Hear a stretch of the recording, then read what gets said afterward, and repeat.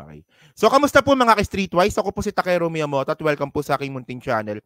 So, mga kababayan kasi, ito no, meron kasing panawagan at regarding nga po ito sa kudeta na sinasabi niya po ni Mr. Carbonell. 'Di ba? Sabi niya nga makakaroon nga daw po ng kudeta sa April. Okay. And then bago niya pa kasi banggitin yun mga kababayan, 'di ba? Nagsalita na rin po kasi ito si Pantaleon Alvarez na dapat daw po mag-resign na raw po si PBBM at ipalit daw po si Sara Duterte para po mag-de-escalate, 'di ba, yung nangyayari nga po sa West Philippine Sea. So lumalabas pala noon, 'di ba? Ako nag-post ako sa Facebook ko, no. Yung iba kasi hindi magets minsan pag ako nagiging sarcastic. So ang sabi ko sa post ko, let Sara lead and continue the gentleman's agreement. Ewan ko lang kasi may mga nag-comment na hindi na-gets. Pero mga kababayan, ang pinupunto ko dito, kapag si Sara Duterte po ang naging presidente, continue lang po yung gentleman's agreement na sikreto. Tandaan nyo mga kababayan, no, tinago po nila yung gentleman's agreement na yan. Ang sabi nga po ni Harry Roque, ito daw po ay pinablik. Naghahanap po ako ng statement kung kailan nila sinabi yung tungkol nga po sa gentleman's agreement para pabagsakin yung BRP Sierra Madre. Yung gentleman's agreement mga kababayan, ang pinakanilalaman kasi noon ay pabagsakin yung BRP Sierra Madre. Ayun po yung pinakapunto doon. Ito yung mga ito yung mga katangahan ng mga DDS talaga eh. So, ito no, pakita ko sa inyo no. So, sabi ito ni Carpio. So, galing ito sa Philippine Canadian Inquirer, okay? Carpio exceeded authority in gentleman's agreement. Yan. So, actually mga kababayan, ako hindi ko naman type masyado si Justice Carpio, pero meron siyang point dito. Kasi sabi nga po ni Justice Carpio dito, Duterte knew that without repairs, the BRP Sierra Madre would soon collapse and thus end our presence in Ayungin Shoal. Carpio said in the statement. Yet Duterte agreed in the concession to China that the Philippines could only bring food and water to BRP Sierra Madre and would not bring materials to repair the Sierra Madre. So mga kababayan, ito po yung sinasabi ko po sa inyo dati pa. Na yung, bakit pumayag si Digong sa kasunduan na wag magdala ng construction supplies sa BRP Sierra Madre? Ang BRP Sierra Madre mga kababayan, nabubulok na po yan, kinakalawang na po yan. At tandaan po natin, nakasadsad po siya sa salt water. So kapag salt water po yan, kakalawangin po talaga yung barko at kusa pong lulubog yan. Ayan po ang pinakagusto po ng China. Hindi ko talaga makuha kung anong klaseng utak meron itong putragis na Digong na to, kung bakit siya pumayag na wag tayo magdala ng construction supply sa BRP Sierra Madre. Tandaan nyo mga kababayan, 6 na taon na naging presidente si Digong. At 6 na taon din, kasi 2016 yung yung kasunduan eh. 'Di ba yung nung na-content natin nung nakaraan kasama si Alan Peter Cayetano? 'Di ba? 2016 pa lang po kasi mga kababayan, may kasunduan na po talaga na wag ayusin, wag padalhan ng construction supply yung BRP Sierra Madre. So lulubog nga yan. Lulubog nga yan. So ayan ba talaga ang gusto ni Duterte? Lumubog po yung BRP Sierra Madre? Isipin nyo lang mga kababayan, kung anong klaseng damage ang mangyayari sa Pilipinas regarding po sa sovereignty natin kung nawala po yung BRP Sierra Madre na yan. Napaka-importante po ng bulok na barko na yan. Oh, so mga kababayan kasi, ang punto dito, ito nakita ko tong balita na to last year. Nung December lang pala to, no? Okay. The rapidly deteriorating BRP Sierra Madre and the complex web of South China Sea tensions. So ang sabi dito, in 1999, the Philippines intentionally grounded the BRP Sierra Madre, a World War II era ship on the Second Thomas Shoal in the South China Sea to establish a permanent presence there. The ship has since served as a base of a small contingent of Filipino Marines stationed on the shoal. However, the ship is rapidly deteriorating due to rust and holes in its shell. Tension have escalated between the Philippines and China over the contested shoal. So mga kababayan, lulubog na po yung BRP Sierra Madre. Lulubog na po yan. Bakit pumayag si Digong sa ganung klaseng kasunduan na palubugin po ng kusa yung BRP Sierra Madre? Kasi mga ka-streetwise, hindi kasi pwede na pasabugin na lang bigla ng China yan. Kasi mga kababayan, kanina nga po, nabasa natin kanina sa Mutual Defense Treaty nga po ng Pilipinas at Amerika noong 1951, na kapag ang barko ay pinasabog, di ba, barko, lupa, eroplano, so sa barko nga lang tayo, pag ang barko po pinasabog, pwede po mag-activate yung Mutual Defense Treaty. So, napakatalino po talaga ng strategy po ni ERAP noon. Kasi po, yung bulok po na barko po na yan, considered pa rin po yan na naval ship po ng Pilipinas. So, hindi pwedeng pasabugin bigla, basta-basta lang. Diba? So, napakatalino po talaga nung nakaisip noon. Si Orly Mercado nakaisip noon eh. Diba? So, kudos kay Orly Mercado. So, ayun nga mga kababayan, nag-iisa na nga lang po yung outpost natin, dyan nga po sa Ayungin Shoal, pumayag pa si Digong na lumubog po yan. Kasi, ayun lang talaga yung pinakagusto ng China eh. Lumubog. Lumubog po yung BRP Sierra Madre. At ayan din po ang gusto po ni Duterte nun. Kaya nga po siya pumayag eh. Oh. And then mga kababayan, ito. Sabi dito, no, in the event that the BRP Sierra Madre sinks o lumubog, the Philippines could lose its foothold on the Second Thomas Shoal, potentially allowing China to establish its presence more firmly in the area. This could have significant implications for regional stability and the ongoing territorial disputes in the South China Sea. So ganyan po ka-importante po yung BRP Sierra Madre po na yan. Kapag lumubog po yan, magagawa na po ng China yung mga bagay na gusto nila pong gawin sa Ayungin Shoal. Buboy. Akala ko ba si Digong matalino? Akala ko ba si Digong matapang? Eh bakit parang ang bobo-bobo niya dito?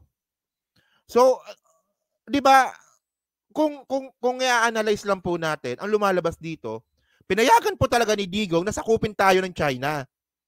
Ayun talaga 'yon. Actually, 2028 ata, or 2027 or 26, magpapatayo na po si PBBM doon. Na-content ko na yan nung nakaraan eh. Magpapatayo po si PBBM ng structures diyan po sa sa Ayungin Shoal. Sana nga matuloy. So ito mga kababayan, no. So dito po talaga nagalit yung China. Dito po talaga nagalit yung China kasi po mga streetwise, last year po nagsisimula na po na ayusin yung BRP Sierra Madre. Ayan, no. Ang problema kasi umamin. Umamin si General Browner dito. So sabi dito, no, ito po ay nabalita noong October 20, 2023. Okay? Philippines starts repair on BRP Sierra Madre. So ito po yung bagay na hindi po nagawa ni Digong. Na ayusin po yung BRP Sierra Madre. Pero sa panahon po ni PBBM, pinaayos niya po ito unti-unti. Kaya nga inaharangan tayo eh. Kaya nga inaharangan ng China yung resupply mission kasi nga po, admitted naman po talaga tayo na nagdadala po talaga tayo doon ng construction supplies. So even though mga kababayan, walang pakialam ang China kung magdala man tayo ng construction supply doon. Wala silang pakialam doon mga kababayan. Oh well, umamin naman yung Pilipinas. Ang sabi dito, okay, the Philippines has started superficial repairs, di ba, to the rundown BRP Sierra Madre grounded in Ayungin Shoal. According to Chino Gascon, so ito sa 24 oras to eh, di ba? It was so sad that the state of the living condition we're trying to improve that by making sure that they have at least a decent sleeping facilities, decent dining facilities, internet, AFP Chief of Staff General Romeo Browner said. Actually, mga kababayan, may video tayo dyan. Dahil 1998 pa sa dyan. Ito. Panoorin na lang natin to ha. Sige. Dahil 1998 pa sadyang sinadsad sa Ayungin Shoal, kinakalawang at nanganganib na tuluyang lumubog ang BRP Sierra Madre. Ito pa naman ang nagsisilbing tirahan ng mga nagbabantay na sundalo sa lugar. The living condition of our soldiers in the area. It was sad to see the state of the living conditions. So we're trying to improve that, but by making sure that they have at least decent sleeping facilities, decent dining facilities, internet. We can just do superficial repairs on it. May mga construction material na rin daw na hinahatid doon para ayusin ang mga nasirang bahagi ng barko. Mga material na dati nang sinabi ng China na haharangin nila. Yan, di ba? So, umamin kasi yung Pilipinas na inaayos natin. So, dito nagalit po ang China. Diyan po nagalit po yung China na itong araw po ay parte ng gentleman's agreement ni Digong. Oh. So, kaya galit na galit. So, ngayon, ang bullshit kasi dito, bakit sinisisi ninyo, di ba sa mga DDS, bakit sinisisi ng mga DDS, si PBBM, dito nga po sa nangyayari. In the first place, si Digong naman pala may kasalanan nito. Oh, pumayag si Digong na palubugin yung BRP Sierra Madre.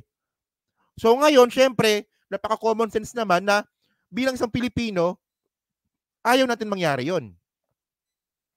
Oh. May construction na talaga, di ba? May construction na talagang nangyayari. Kasi nga lulubog na nga eh. Pumayag na nga si Digong na palubugin yung BRP Sierra Madre eh. Oh.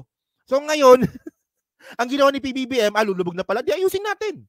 Oh, madaling kausap si PBBM. Oh, malamang yung mga kasi every 3 months ata yung palitan diyan, di ba, ng mga tauhan sa BRP Sierra Madre. Dati every year, ginawang 6 months, ngayon ata every 3 months na lang ata ngayon. So syempre magre-report yung mga ano diyan, yung mga Marines tsaka yung mga Navy po pabalik po nga po ng Metropolitan Manila. So syempre magre-report yan na yung BRP Sierra Madre lulubog na yon, kailangan ayusin. O so syempre ang ginawa ni PBBM, ganun ba? Ayusin nyo. So kaya nagalit nga po yung China. So kasalanan natin? Kasalanan ni PBBM yon? Kasalanan ni Bongbong Marcos yon? O kasalanan ni Duterte? Ayan eh. Tatanga-tanga kasi. At mga kababayan, ang pinaka-bullshit kasi dito ito. Ang pinaka-bullshit dito ito. Yan. Alvarez to Marcos resign, give way to Sara Duterte to de-escalate WPS tension. O, yun. O.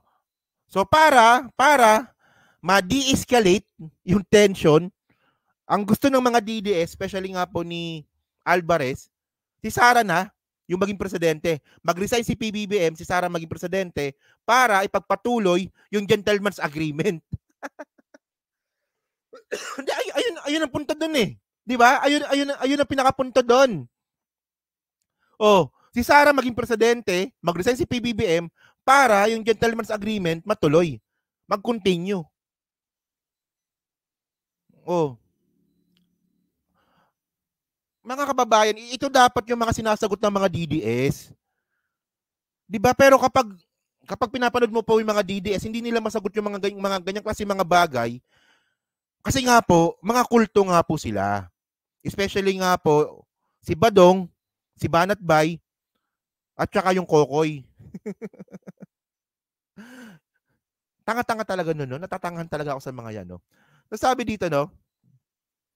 Alvarez said Marcos should stop making decision and action that will further escalate the tension between the Philippines and China.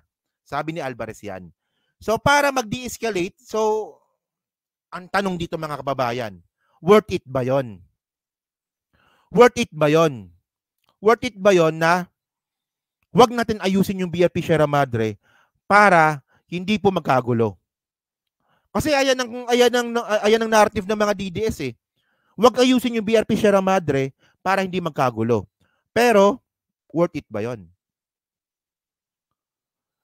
Sa tingin ko hindi. Di ba? Hindi worth it yun. Diyos ko naman, napaka-common sense naman.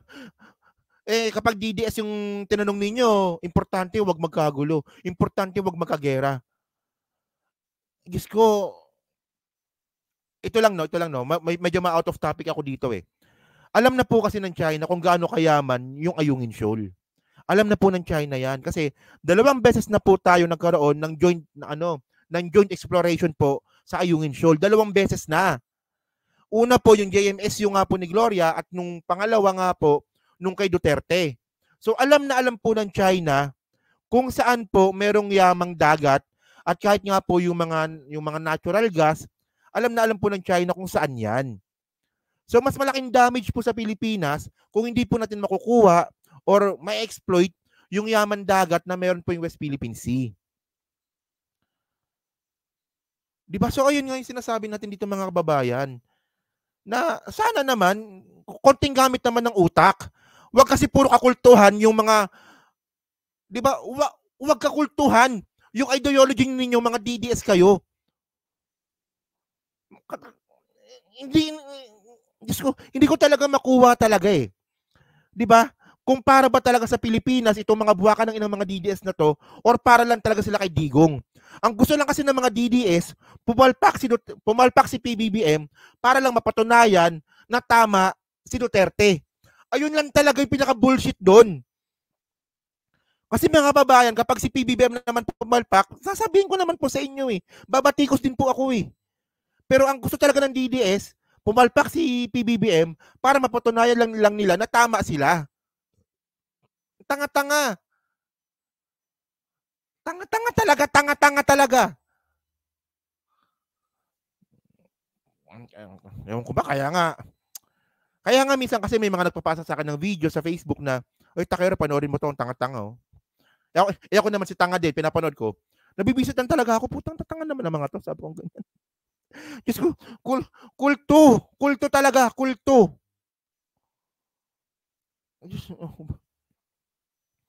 So, meron pa ba dito?